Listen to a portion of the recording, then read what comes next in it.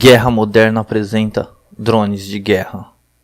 Hoje em Guerra Moderna iremos falar um pouco sobre drones e todo o mistério que envolve esses aparelhos voadores. E bem, falar sobre drones é um tanto complicado porque ainda há muita coisa secreta sobre os drones. E hoje a gente vai falar um pouco sobre a história, o início, como foram criados alguns tipos de drones, como funciona e para que são empregados atualmente. Isso, lógico, voltado para os drones de guerra. Os drones inicialmente foram uma visão de como empregá-los na guerra para que evitasse um número maior de mortes. Exato, para evitar perca humana. E bem, era bem complicado isso inicialmente. Sabemos que já fizeram muitas missões, mataram muitas pessoas nessas atuais guerras, só que ainda não sabemos exatamente o que são esses drones. Então iremos falar um pouco sobre a história dos drones, os famosos veículos aéreos não tripulados, os VANTs. Foram conhecidos popularmente por drones nos Estados Unidos e inicialmente eles foram empregados nos Estados Unidos em 1959 em missões espiãs, ou seja, esse era o primeiro foco dos drones. Com a existência de programas de aviões, só foi admitido pela Força Aérea Americana em 1973. E no ano de 1994, as Forças Aéreas Americanas começaram a testar drones que foram carregados com armas para desenvolvimento do futuro Predador, uma aeronave não tripulada. Logicamente, os Estados Unidos declararam que a primeira vez que usaram um drone de combate foi na Guerra do Afeganistão em 2001. Não sabemos se isso é exato, até porque eles realmente não vão indicar se certo, se já foram usado antes, né? Mas o que ele tem a público que os Estados Unidos só usou um drone mesmo na Guerra do Afeganistão, ou seja, o relato seria de outubro de 2001, onde foram os primeiros drones usados para guerra e foram muito usados na Guerra do Afeganistão e Iraque pelas forças aéreas dos Estados Unidos e forças internacionais sob o comando da OTAN, ou seja, sob o comando da OTAN, sob o comando dos Estados Unidos, mesma coisa. Também utilizados também na intervenção militar que teve na Líbia, que culminou com a queda do regime de Muammar Gaddafi. Mas como eu estava dizendo, por ser altamente secreto, muitas vezes o emprego dessas aeronaves não são divulgados. Então muitas críticas que vão contra os drones são do uso deles em guerras ou locais não específicos que são negados pelos países que usam. Até porque parece que teve uso deles que não foi admitido, principalmente nos ataques ao Iêmen, Somália e Paquistão. Teve indício de uso de drones lá, mas os países não confirmam esse uso. E por serem países que não estão fora da zona de guerra, ou não estão em zona de guerra, o uso de drones nesses países violaria as leis internacionais estabelecidas pela Convenção de Genebra. Seria um uso errado dos drones. Só que, como disse, eles dizem que não foram usados e fica por isso mesmo.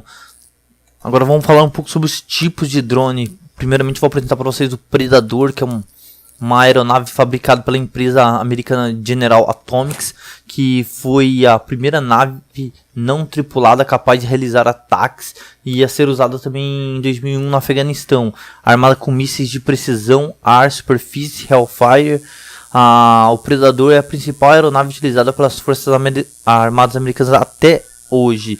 A velocidade máxima do Predador é de 222 km por hora, a altitude máxima 7.600 metros e a autonomia de voo de 40 horas. A próxima aeronave também foi fabricada pela General Atomics, é a Grey Eagle. É considerada uma versão mais inovadora e mais avançada tecnologicamente da aeronave Predador. Ela possui mais cavalos de força e significa uma vantagem em termos de eficiência de combustível. Pode utilizar combustível de jato ou diesel. A aeronave ainda não foi utilizada em combate, pelo menos a gente acredita que não. Ela tem uma velocidade máxima de 250 km por hora, altitude máxima de 8.800 metros e autonomia de voo de 30 horas.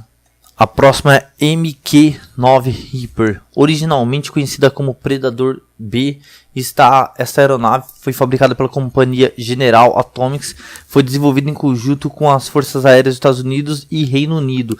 Lançada pela primeira vez em 2001, é capaz de carregar diversos tipos de armamento. A MQ-9 Reaper é considerada um salto de qualidade em termos de potência e de confiabilidade em relação ao Predador, tendo uma velocidade máxima de 445 km por hora, altitude máxima de 15.250 metros e autonomia de voo de 30 horas.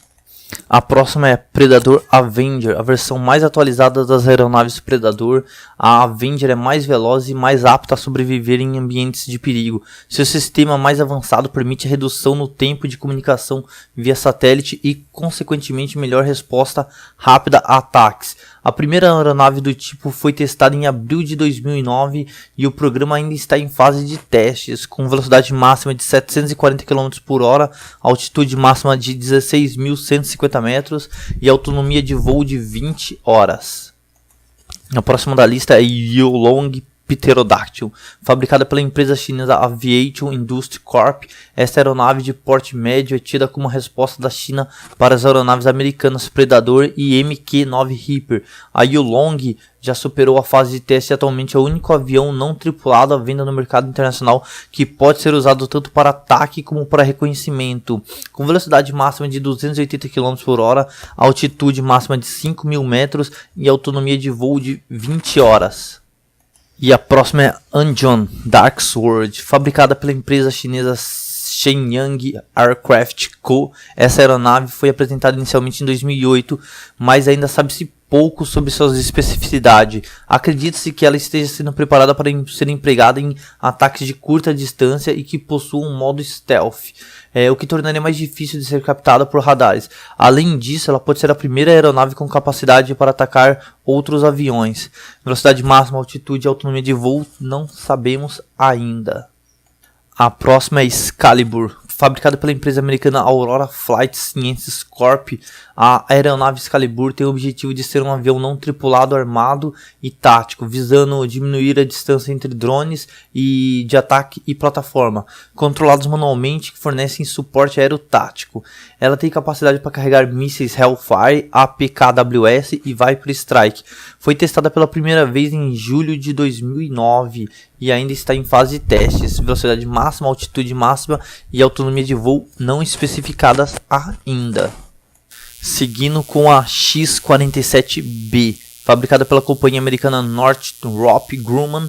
A X-47B, a aeronave, está atualmente em desenvolvimento como parte de um programa de demonstração de sistemas aéreos de combate não tripulado, UCASD, da Marinha Americana. O objetivo da campanha é apresentar a X-47B em 2013, com uma principal aeronave capaz de levantar voo em um porta-aviões e pousar autonomamente. Acredita-se que ela está sendo desenvolvida para ser uma resposta a possíveis ameaças de mísseis chineses. Velocidade máxima, ela é listada como uma velocidade subsônica, a velocidade aproximadamente do som, um pouco menos. Altitude máxima de 12.200, autonomia de voo ainda não foi informada até os dias de hoje. A próxima é X-45, fabricada pela Boeing. Essa aeronave foi testada pela primeira vez em 2002, na verdade, sobre um programa da Marinha e tinha o objetivo de ser a primeira aeronave não tripulada altamente autônoma. Contudo, após 64 voos, o programa foi encerrado. A velocidade máxima era de 980 km por hora, a altitude máxima de 12.200 metros e a autonomia de voo não foi informada. A próxima é a Taranis, fabricada pela empresa britânica BAE Systems. A aeronave Taranis foi apresentada pela primeira vez em uma cerimônia em julho de 2010 e está atualmente em fase de desenvolvimento. Seus testes deviam ser iniciados em 2012, mas não há muitas informações sobre capacidades. Mas acredita-se que ela tenha um alcance de voo intercontinental e que seja capaz de voar invisível a radares inimigos. Apesar de ser considerados um passo adiante na evolução dos drones, ela ainda será controlada por pilotos em solo durante todas as ocasiões de voo. Seguindo com a Iron, Fabricada pela empresa israelense IAI, as aeronaves Iron foram originalmente desenvolvidas para efetuar operações de vigilância e reconhecimento, mas acredita-se que sejam empregadas pelo governo israelense em ataques. Indícios apontam que elas foram armadas com mísseis Rafael Spikes e utilizadas na Guerra do Líbano em 2006. Velocidade máxima 207 km, altitude máxima 10.000 metros e autonomia de voo de 52 horas. E para finalizar, galera, os tipos de drones tem o Eitan, fabricada pela empresa israelense IAI. As aeronaves Eitan foram entregues às Forças Armadas do país em 2010. Após 8 anos de desenvolvimento, elas foram planejadas para participar de operações complexas da inteligência e para interceptar os voos sem matá-los. O Eitan é considerado um drone mais avançado em operação no mundo, com velocidade máxima de 207 km por hora, altitude máxima de 10.000 metros e autonomia de voo de 52 horas. Esses foram vários modelos de drones de guerra muito avançados, os mais avançados atualmente. Vamos falar um pouco agora sobre o funcionamento de um drone. Apesar de parecer muito simples, não é tão simples como jogar um Ace Combat. Pilotar um drone é um tanto quanto mais complicado e precisa de todo um sistema operacional bem complexo. E eu vou falar um pouco do sistema mais simples, que seria o drone mais comum. E o sistema operacional dele consiste em 4 aeronaves, uma estação de controle no solo e um satélite ligado primeiramente às aeronaves. Eu vou falar o sistema sobre o sistema da aeronave Predador. Para se pilotar um drone igual ao Predador, são necessárias 82 pessoas para pilotar ou para operar o sistema com sucesso. Então é muito mais complicado do que muita gente imagina. Apesar de ser um drone, não é algo tão simples coordenar uma missão de drones, sendo que a parte de controle é feito por 2 operadores de sensores de armas localizados em um GCS, ou seja, além do piloto mesmo do drone, precisa de 2 controladores para controlar os sensores. Isso fica numa base GCS. E o piloto ele move a aeronave através de um controle de voo padrão básico da aeronave, que envia as ordens por satélite para ela, ou seja, ele controla e o satélite envia essas ordens para a aeronave. E o piloto ele comanda de um painel de controle com 4 telas principais. É basicamente quase como se fosse um videogame, mas em operações de combate as aeronaves também podem ser controladas por mouse e teclado. E uma dessas telas exibe conversa entre o piloto e o comandante militar. Uma tela mostra a localização do drone, a localização exata por satélite. Outra tela mostra a visão do drone, uma visão em alta resolução, e a última tela é o sensor de calor, que é responsável por identificar alvos e todo o resto. E esses drones sempre levantam voo de bases próximas aos alvos e já são guiados via satélite do local mesmo. Depois de todo o processo de voo, o avião simplesmente identifica o alvo e manda uma pergunta para o piloto que ele simplesmente responde sim ou não, que é para fazer o disparo. É assim que os superiores do piloto autorizam, ele dispara e simples assim, acabou o problema, a nave volta. E quem é o piloto desses drones? Geralmente quem pilota os drones? De acordo com a Associação para Sistemas de Veículos Não Tripulados, a ALVC, na sigla em inglês, né? A Força Aérea Americana criou no ano passado uma carreira específica para pilotos de drones. Ou seja, a formação exige curso teórico, treinamento com aeronaves tripuladas e simuladores de voo. Anteriormente, só pilotos já com uma experiência boa de campo, já passaram por guerra, assim, eles passavam por esse treinamento para pilotar os drones. Ainda hoje, na Força Aérea Britânica, eles ainda usam esse tipo de treinamento só para pilotos que já têm visão de campo. Os pilotos já pilotaram naves tripuladas por um bom tempo. Segundo o especialista em robótica Noel Sharkey, com essa nova carreira, a Força Aérea Americana tem como um dos seus objetivos atrair adolescentes que são muito bons em videogames. Ele explica que o processo de tomada de decisão só é feito por oficiais no local, ou seja, os pilotos só precisam ter experiência com sistemas para pilotar, ou seja, quem joga muito bem em games já tem um tributo a mais, ou seja, seria mais simples para eles aprender a controlar um sistema desse do que às vezes pilotos antigos acostumados com outros tipos de sistemas. Mas ainda não há informações sobre quem pilota os aviões não tripulados da CIA e se os jovens pilotos já estão sendo empregados em operações de combate ou apenas vigilância. Mas por enquanto é só o que sabemos sobre os tipos de pilotos de drone. E qual seria o futuro desses drones? É um sistema de aeronaves tripuladas de 2009 a 2047 vem sendo divulgado desde 2009, que seria o que eles querem que a Força Aérea Americana pretende criar uma tecnologia com capacidade total, ou seja, total autonomia desses aviões não tripulados, onde eles possam formar enxames com outros aviões e também obter tecnologia hipersônica para desequilibrar o inimigo, assim como ter efeitos especiais, instantâneos, na verdade, em todo o espaço aéreo. O objetivo também é capacitá-los com a possibilidade de reabastecimento autônomo em pleno ar, um sistema que já usam para aviões comum, manutenção automatizada, reconhecimento e autonomia para disparar contra alvos. O resultado final seria uma revolução no papel dos humanos na guerra. Bem, isso mesmo. Bem, uma das leis internacionais impõe que qualquer arma ou soldado deve conseguir distinguir entre um civil e um combatente, ou seja, entre um militar e um combatente.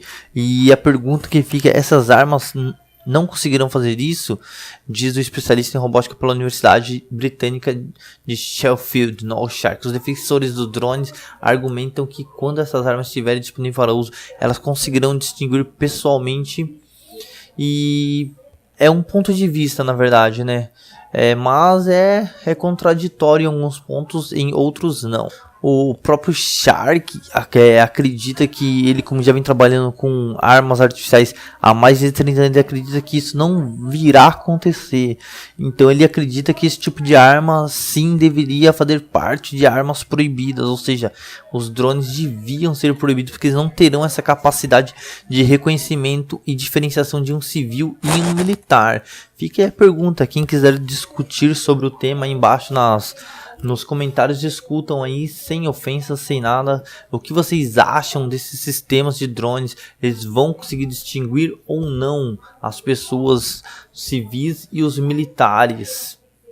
Então era isso, galera, espero que vocês tenham curtido o vídeo, passando um pente fino sobre a parte de drones para vocês. O vídeo ficou muito longo, muito mais do que eu imaginava, mas era isso, espero que vocês tenham gostado. Se gostou, deixa aquele like maroto aí para ajudar o canal, e se gostou demais, se inscreve no canal. Era isso, galera, espero que vocês tenham curtido, muito obrigado a todos por terem assistido e tchau.